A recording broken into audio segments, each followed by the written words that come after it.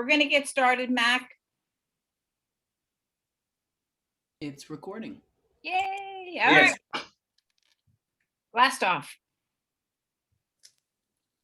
Okay. Welcome, everyone, and thank you for joining us. Before we recorded, we did a lot of introductions, and there's quite a group here from all over the world, and from everything from K-12 to college to adult to graduate school, and it's a diverse group. But what do they all have in common? They all have in common that they're interested in interaction and accountability. Who isn't if you're teaching?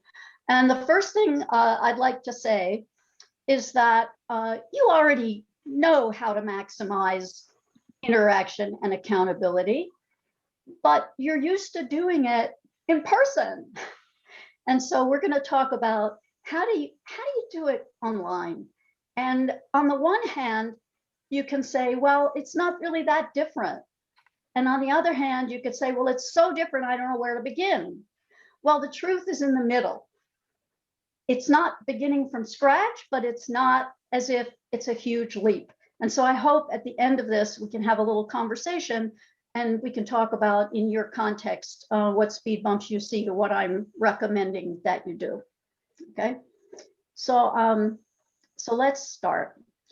The way I'd like to begin, and there is, by the way, my identification as Helaine Marshall, Long Island University, Hudson Campus, and MALP LLC. MALP is an entirely different hat I wear, which is culturally responsive teaching. And I also do a lot of presentations on that. Today, I have on my online hat, and I'm talking about online learning. Okay, so what I'd like to start with is something brand new for you, which is called SHAC. SHAC, you know, an acronym. And what does it stand for? You can see it stands for share, help, ask, comment. So it sounds very simple at the outset, but it's powerful. And it's all about feedback. And what I'm going to do is show you how to use SHAC as your toolkit for both interaction and accountability. So let's take a look at SHAC. Now, the first thing I'd like to show you, and I want to make this a little bigger for you, is on the left, that's Khaled Fethi. And why is he important? I want the whole world to know about Khaled Fethi. He runs a language school in Berkane, in northeastern Morocco. It's, by the way, the Clementine capital of the world, and I love clementines. And those are his students with permission, of course. And they're learning English at his academy that he's been running for many, many years. And he and I met through the flipped learning conferences that we were both attending. And he gave a presentation one year on SHAC. And I said, that's for me. I'm going to learn more about it and I'm going to use it. So what did he use it for? What he used it for was in-class group work. So this is in person, right? So what he had was he had a flipped class where he would watch movies, and that's a whole different project and presentation. But he would have them watch movies, and then in class they would discuss the movies and practice their English. All right. So the way he used share, help, ask, and comment, SHAC, was to structure their group conversations so they could think ahead. Okay, these are the 4 moves that I can make in the discussion. So you know how sometimes you think about, yes, you need to pin me. Okay, so you can see this. If you hit the 3 dots and you hit pin, it will pin me, and then you'll see, because this is not a shared screen. You'll see in a minute. So the idea here is that you want to provide just enough structure so that you get more interaction among the students. And even the shy students, you can see number 2, encourage classroom interaction by all students. Even shy or more hesitant students say, well, I can ask a question, that counts, or I can help someone, that's something I could do. And so it's just enough structure. It's not wide open, everybody talk, but it's also not okay, everybody has to do one I agree, one I disagree. It's not micromanaged, okay? The other thing is that you can practice language structures this way. So that's what the other benefit was for him, was they could practice giving advice if they're doing help. They could practice forming questions if they're choosing to ask, all right? So this again is the origin of SHAC, how it got started. Okay, now, the next thing we're going to do is I'm going to have you watch me on a video. It's a 6-minute video. I'm going to show it to you in a minute, okay? And what I'd like you to do when I show you this video is I want you to look at, I'm going to be showing you 8 steps, the 8 steps of SOFLA, which is the model that I use for online learning. And what I'd like you to do is for each step, and you'll see I say 8 steps. For each step, I want you to think, and you can either use the chat or you can write notes.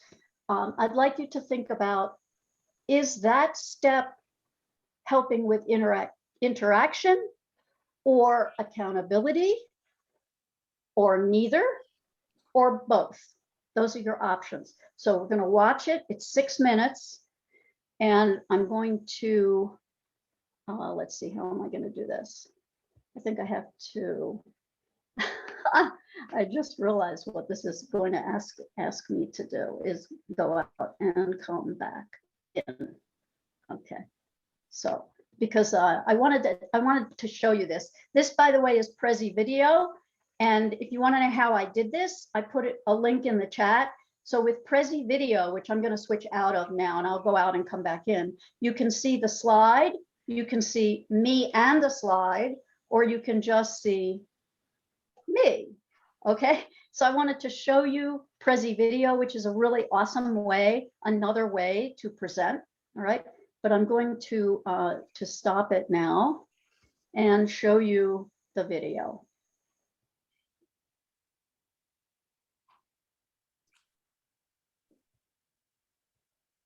Hang on 1 second. I'll be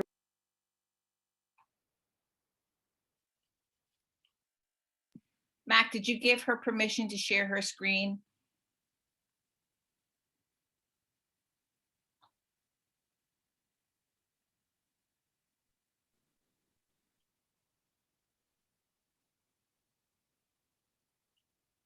It looks like everyone has permission because I could share if I wanted to. Fantastic. okay. Hi, everyone. Okay, so I'm back, and now I'm going to share the video. And you all should see the video now. We do. And as I play the video, please think about interaction and accountability. That's what I'd like you to do. You'll also notice that I talked briefly about SHAC. So let's go. And you have your task. It could be only interaction, only accountability, both, or neither for each step. Okay. Hello, I'm Helaine Marshall, and I'm here to tell you about SOFLA. Do you hear it? Yes, we hear it. This is SOFLA. It's the synchronous online flipped learning approach, and it has 8 steps.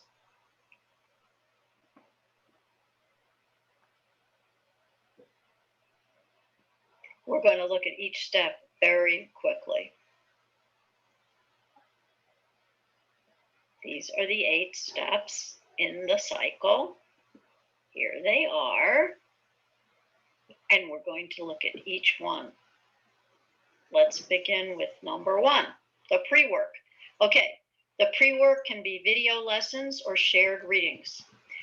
What you're doing is giving explicit instruction that you're providing asynchronously. 3 characteristics that this instruction should have: structured, interactive, and multimodal.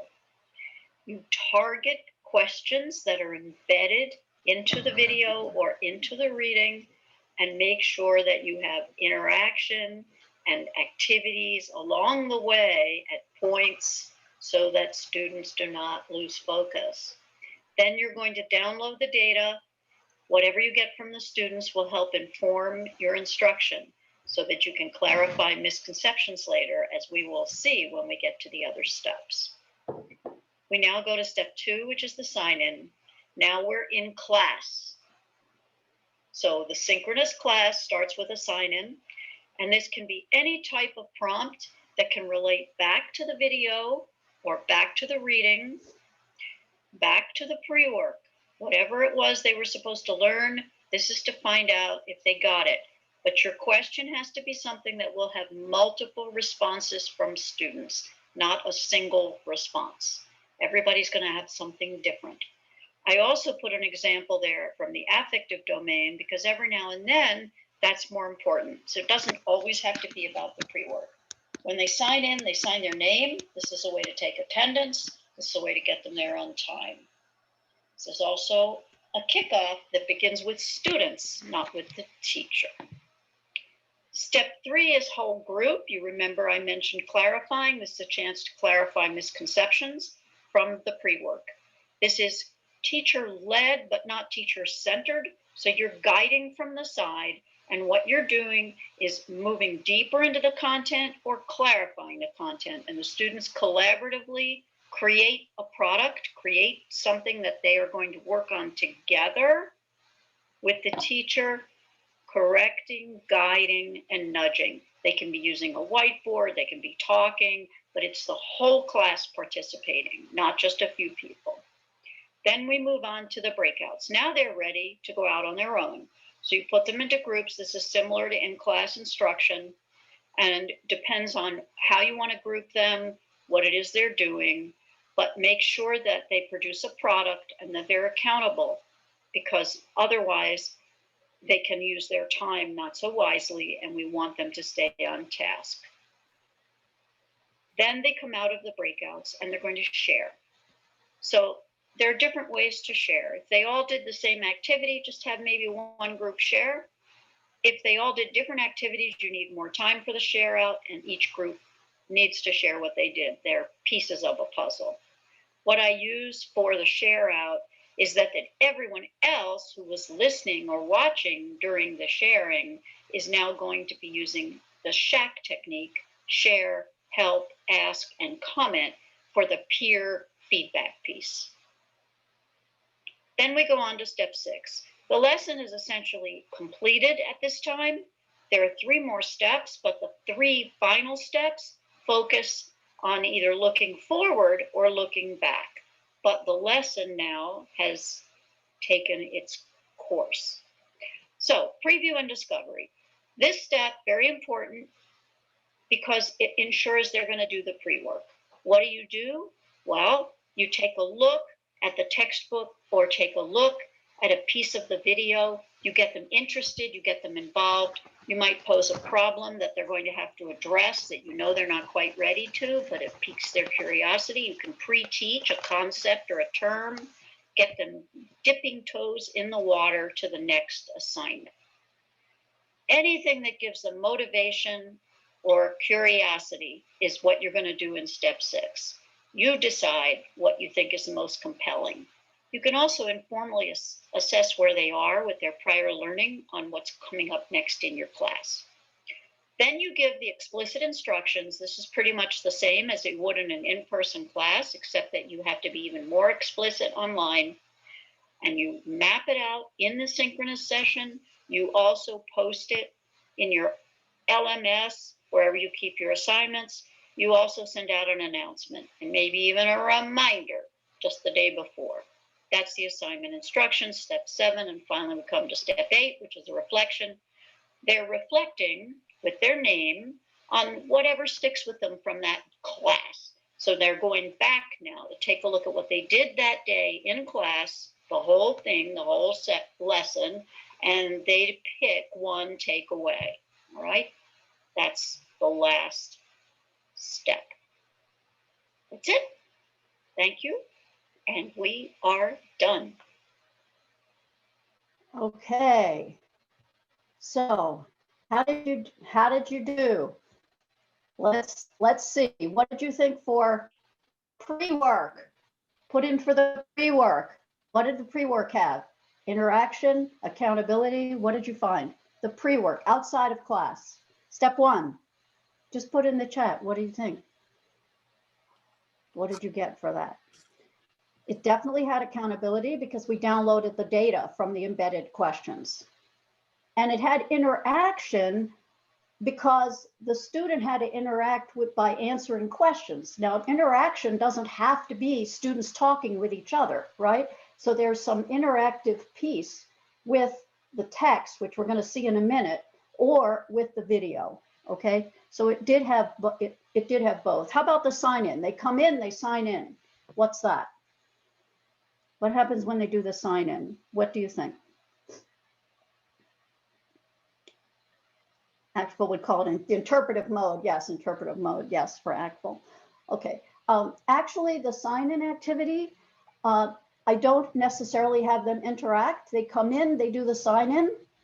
It's to make them accountable for the pre-work. That's accountability. We don't spend a lot of time on the sign-in in terms of discussion. I might ask them what they notice from the sign-in. It's primarily accountability. I have trouble getting my students to show up face to face. The sign in is yes, they know. If they come in too late, they'll miss the sign in. Sometimes they go in ahead and peek because I create a folder for every class and they can come in and look ahead if they want, see what the sign in is going to be that night. Okay. All right. Whole group application. Step 3. What was that? Step 3. What did you have for that? Step 3. Step 3, I don't really ask for their name with step 3. They're working all together. They're interacting, but they're doing a lot of new difficult material, so I don't make them accountable yet. Okay. So for me, that's primarily an interactive step where they're collaborating together. I don't necessarily even know who's posting what if they do like a Jamboard together. They're just creating something. And so I don't make that part of accountability. You can change these steps and change the character of them and do them differently. I'm just saying the way I do each step. Okay, how about breakouts? When they go into breakouts, they're in their separate groups. So what happens there? So they're in their groups and we know, of course, they're interacting. They better be interacting, right? You can bop from room to room, okay? And is there accountability? Now, that is kind of an option. Sometimes I ask if they're creating something that I want to see who did what piece. Other times I don't necessarily do that, but there's a definite opportunity there for accountability. All right, what about when they come out of the groups and they share? They're sharing what they did in the groups. What do you see for that? Anybody? Accountability, interaction for the share out. Okay, so for the share out, they're interacting with each other because somebody is presenting, but the others are doing shack. So the people doing shack, they're sharing, helping, asking, and commenting for the presenters that are showing what they did. So there's definite interaction. And there's also accountability because they're showing us what they did in their breakout room. So the share out is a key piece of this model. And they know when they're in the breakout that they're going to come out and they're either going to present something or do shack. So everybody's accountable in the share out step 5. Okay. All right. What about step 6, which is preview and discovery? Looking ahead to the next lesson. What is that? Okay. Now that there's no accountability because it's brand new. They don't even know it yet. They're going to do it next time. But there is interaction mostly with me, with the teacher. So this is where I'm kind of testing the waters, getting their feet wet. I might ask them some questions, but they're mostly interacting with me and I'm gauging where they are with this new material. If you've done like problem posing a la Frere, it's a little bit like that, okay? We're finding out ahead of time where they are with the new topic. So that's interaction, but with the teacher. What about step 7, assignment instructions? Assignment instructions, nothing, no interaction, no accountability. Here's what you got to do. It's pretty straightforward, right? Okay, so there's nothing there. And what about the last step? Step 8. What did you find in step 8? Step 8 is where they reflect. So what am I looking for there? It's accountability. Yeah, did they pay attention? If they put, it's a great class, I erase it. No good. They have to put something substantive. It shows me they were paying attention and they were focused in class. They're not really interacting. They're ready to leave. They're done. They're like, I'm out of here. And I tell them, once you post your reflection, you can go. But the board is available. They can all see what everybody put. They can look at each other's, and they kind of like to do that. They like to see what other people posted. So the reflection is transparent. In fact, everything, I didn't mention this in this very short version of this. There are much longer videos available. But everything that I do online, whether it's the sign in, the share out, the assignments, the reflect, everything, the whole group application, everything is posted so students can go back, plus the lessons are recorded. So everything is there for them. They can see whatever they want. Okay. And now I'm going to show you if it's, let me see, I'm going to show the document. Here it is. Okay. This is a crosswalk. So it's going to show you, the analysis that we just did, that that shows you for the steps, interaction and accountability. So you can see they are laid out as a chart. So 5 of the steps have interaction, 5 of them have accountability, 3 of them have both. Okay, and this is again my version of the SOFLA. If you take SOFLA and you do the steps, you might do them slightly differently. It's a flexible model. It's a template, really. And if you go through the cycle, you might find other places where you want to build in more interaction or more accountability or less. That's up to you. But I think it's a structure that provides this option, which is important, I believe. Okay. All right. Any questions at this point before I go on and show you how I use Shack in the pre-work with perusal, which is the next thing I want to show you. Dr. Marshall, just quickly, Dr. Bukasa would like to know if you give them any credit at any given stage as a formative assessment.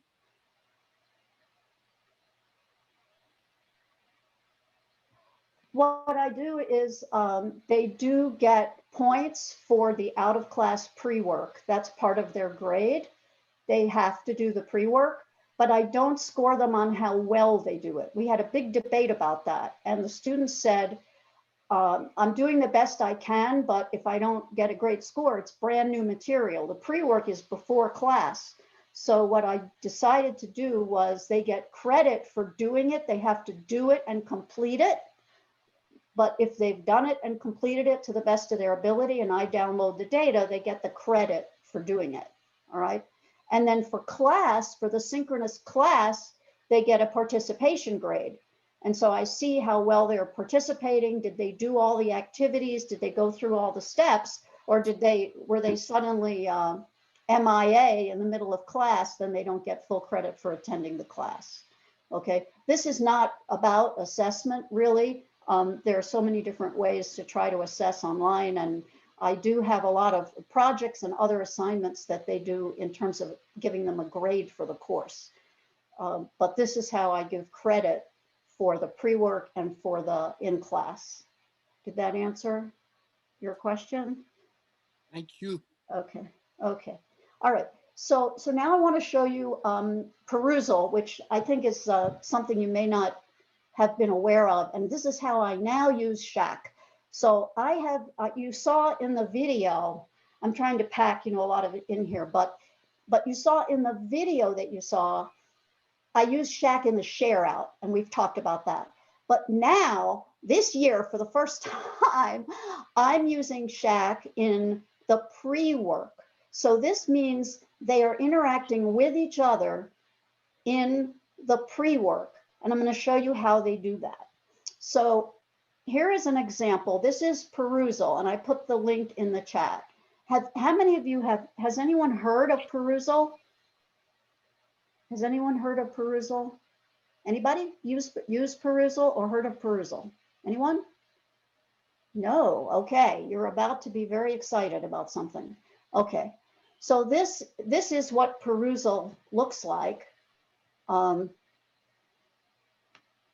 I can show you. I'm trying to make it as big as possible, but I want you to see what the page looks like. So on the left is a document that I upload, okay? And on the right is a conversation. So it's a social annotation tool. You can see the upvoting, they upvote, and what they do is they highlight, you see the pink? The pink is the one that everyone's responding to here. So the pink says, in fact, because they viewed the instructors' video lessons and then also had to make one of their own, they got the idea of flipping for their own teaching, okay? So these are the comments on that one sentence. And you see the yellow, those are, if I had clicked on that, you would have seen the comments for that, okay? So this is an interactive social annotation tool. You can use your textbook. When we order a textbook, I put the textbook in there and they buy the e-version. Or I put articles in there that I've written or someone else if I have permission. You have to watch copyright, of course. And here they are. So you can see what I did here. Think about Shaq. So I start, spoiler alert, your final project for this PD series will involve making your own interactive lesson. That's me, okay? Look, 4 students upvoted it. They're excited, they're gonna do that, okay? And then, so I'm sharing, all right?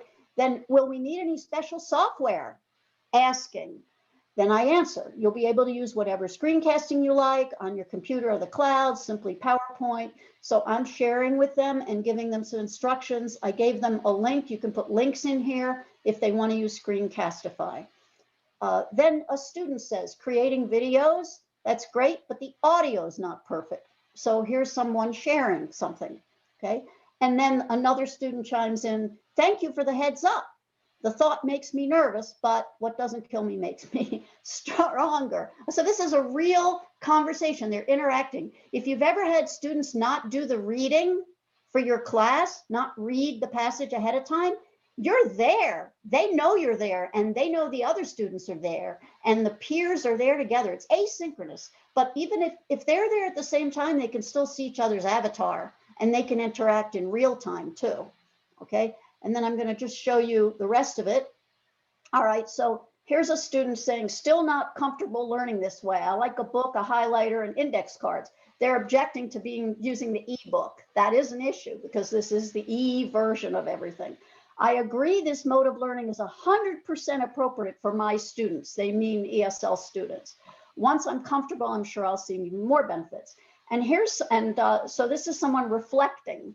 So this person is reflecting, reacting, commenting, okay? And then the last one is someone giving advice. And I upvoted the advice. It says upvoted by instructor. This is someone who's talking about technology, technology coming from the school itself and as an everyday practice, believing SOFLA's well-structured method, synchronous and asynchronous, but all technology has to be present. Okay, so I think you get the idea of what this tool does and how powerful it is. All the links are in the chat. So what are the benefits of using Shack for me, for my students out of class doing flipped learning and doing pre-work? It gives structure to the social annotation, so it increases interaction. So they're interacting with the text and with each other and with me. Also, it minimizes throwaway commenting. So they can't just say, oh, thank you, or great, or something. They can upvote if they want to do that. They're using Shack. I give them instructions. You're to use Shack. Pick something. Do either share, help, ask, or comment. Those are your choices, okay? And they have that in their head. It also helps me with grading and assessment. So it's partly accountability there because everything they post, I see it. And Perusal gives you all kinds of data. So I can see how many comments they made, whether they were asking questions, answering questions, upvoting. You get all the data you want. So it's very good for accountability. And those are my references. And you have the slide deck in the chat. And this is my contact information. And now I have my little This is my I want to tell you, because every time I present, it's different. And this is my very first time using Bitmoji. Woo! So there's my Bitmoji. And here I am with my Bitmoji trying to match the screen. Okay. Like the kids, right? Okay, that's it. Let's talk. How did I do with time? Okay, how did I do with time? Are we okay? What have you got? What would you like to know? What? I think it's so cool, the Bitmoji. All right, enough. It's enough of that. So what do you think? Is it what you were expecting? Interaction and accountability. I have a quick question. Yeah. So how would you use that with very low level English learners? Okay, well, you were looking at a complex text, but think about what you could put in there. You can put whatever you would use in class, you can put it in there. It can be at a level 1. You have total control of what you're uploading into Perusal, and the same thing with a video that you might make.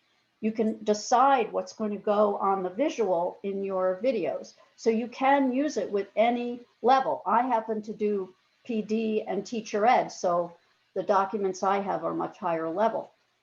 But you're controlling the content that you're exposing them to, right? It's your content. Yep. Yep. Thank you. Yeah. Is it a free software though? Okay, so here's what the deal is. Everyone, that's a natural question, right? Perusal's free. You can make a teacher account, you can make a student account. I have set up a course for you. You make a student account to go into that course where you'll see me and tons of material on all of this.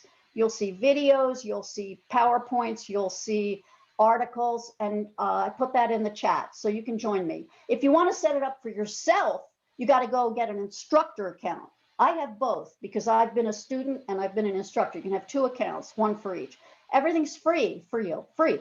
The only thing where there's money is my students have they're getting 3 credits for a course, then they buy the textbook, and the textbook has to be, the e-version bought from the publisher through Perusal. And Perusal has made deals with publishers. Most books are available. Every now and then there's one that isn't, and I request it, and they talk to the publisher, and next thing I know, they get it. They're really working with publishers. It's very popular. In fact, there's going to be June 17th and 18th. There's the very first Perusal conference that will be taking place, and I'll be presenting this there actually to talk about Shack. So if you're interested in Perusal, you can go to their website and you'll see that they're having a conference June 17, 18, if you want to learn more about Perusal. Does that answer your question? PlayPosit, which is the other one I did not show you today, because most of you know Edpuzzle. It's very similar to Edpuzzle. PlayPosit is free except for downloading the data. If you really want to seriously download data with PlayPosit, there's a fee for that.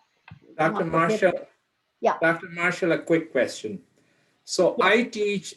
I teach English to adults, and my students are usually 18 plus, and they are new in this country. They come from different countries with different histories of pedagogies.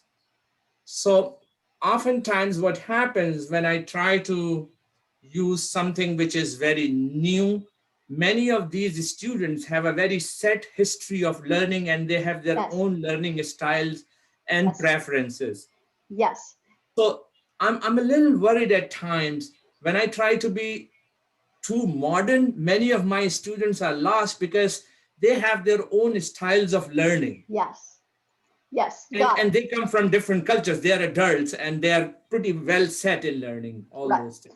And one of the things that we talk about, Ilka and I, in our article and some of our presentations is if you're going to do this, you have to take it slow. You can't jump in yourself, and you can ask the students to jump in. I mean, I started doing this 5 years ago, and slowly put in these different elements. By the time you meet me, I've got all this put together, but it didn't happen overnight with me or with my students. And an important thing as far as the pre-work goes is to do it in class with them first. So you would do it, you would work through whatever they're going to be doing on their own, do it together, and they get the feel for it. And you can show them that it's approachable and that they can succeed at it. And when they're ready, then you can start saying, okay, why don't you try it at home now and see how that feels? Okay. But actually what you say, I'm glad you mentioned this, because I'm working with some folks in the Czech Republic, and that has come up there where they don't even ever use group work. And they said, how am I going to do step 4? Because my students just want to sit there and listen to me. They don't want to do group work.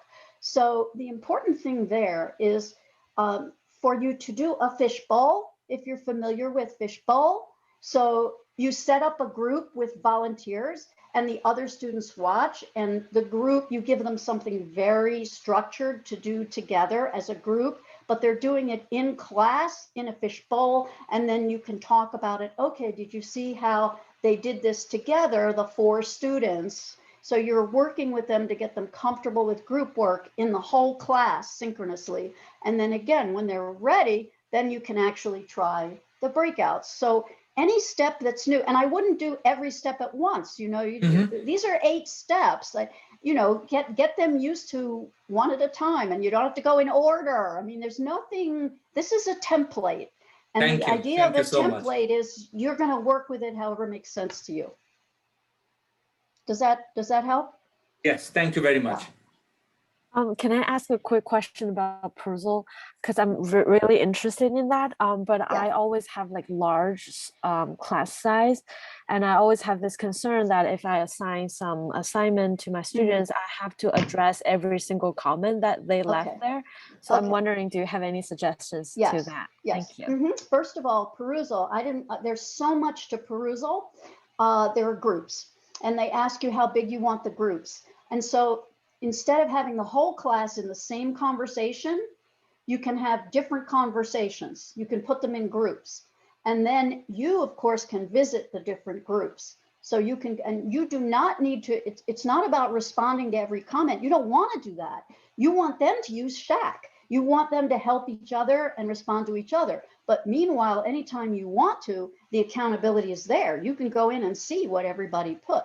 But your job is not necessarily to respond to everything by any means, no. And the way you have your group size will dictate how much interaction you get.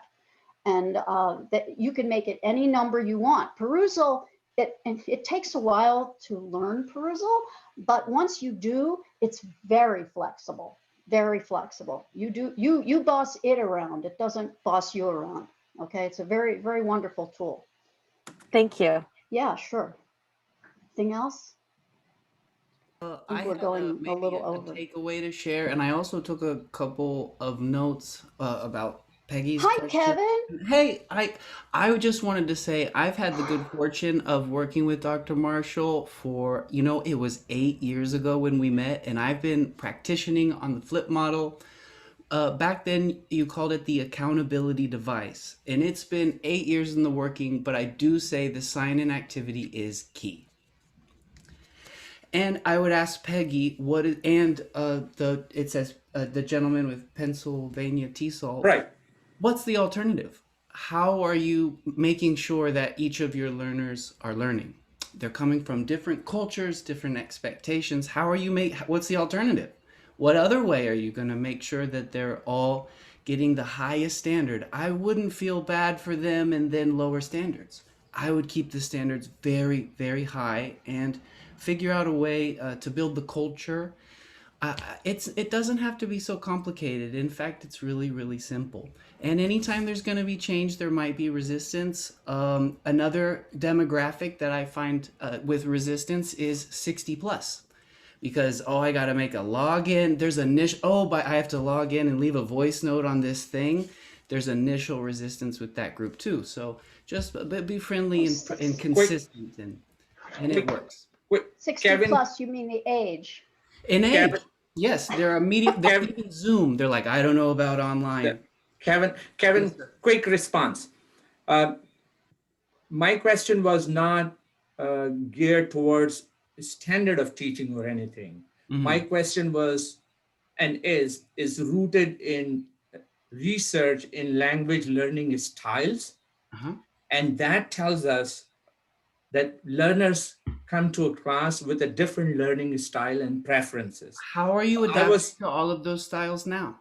Yeah, so I was asking Dr. Marshall that how we can reach out to maximum number of our students who may not be that fluent in digital literacy or using such thing. That was all. It wasn't making any comment on the standard or anything. The other thing Just to give it. Yeah, the other thing to keep in mind is schema theory. So if you think about the 3 schemata, you've got, they're learning the language, they're learning whatever content, and then there's the third schema, which is how they're learning and how you're teaching. And if you're trying to give them a whole new way of learning and you're using a whole new type of teaching, you might want to balance the schemata. So use familiar language they've mastered, their native language, or content that is familiar to them, culturally familiar, because you want to front load and teach a new activity that they've never done before. That's that other schemata, because you can't have all 3 unfamiliar schemata. People can't learn that way. They've got to anchor themselves. So that's another point in terms of getting them used to a new way of learning. Right. Anything else? Any other questions? Did you all see that I put everything in the chat at the beginning? You should have every link right there. And feel free to contact me. I'm around. I'm easy to find.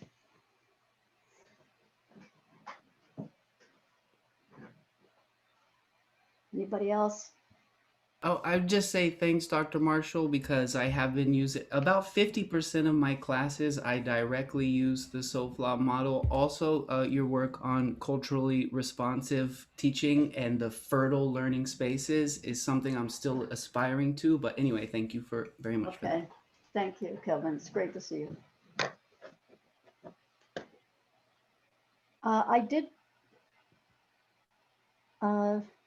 I think someone wants someone's email. I'm not sure if that's.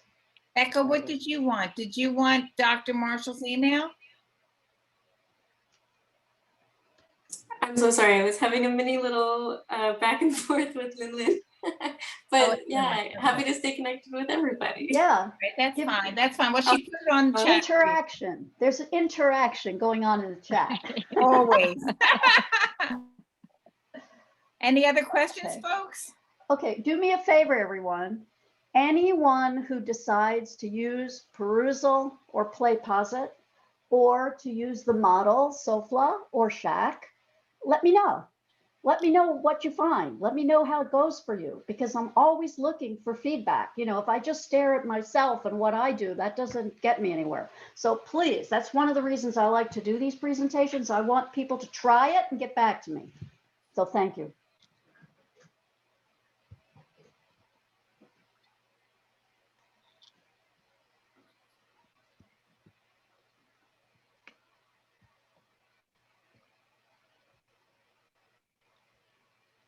Okay, I just put Dr. Marshall's email address in the chat for everyone. So if there are no more questions, we'll just kind of wrap it up and say thank you so much to Dr. Marshall for providing this amazing professional development. Like I said at the beginning, I'm flipping out over it. It's opening up a whole new door to me to think about sustainability in the online, with the online platform and the online environment. And I think all of us kind of want to, you know, lift up our game a little bit and share with our colleagues. So it's an exciting time. And I loved in her article how she talked about online learning is ... So I think when we think about what online learning is to us, our perceptions may have been changed a little bit. So thank you so much, Dr. Marshall. And if there are any other questions, I'm just going to turn it over to Mac and say thank you so much. He's on mute. He's just so excited. Leslie, this is it. So I just also want to thank Dr. Marshall. The curve was pretty steep. Thank you so much to learn. And thanks everybody. We'll meet next month. All right, have a great weekend, everybody, and happy Mother's Day. Take care.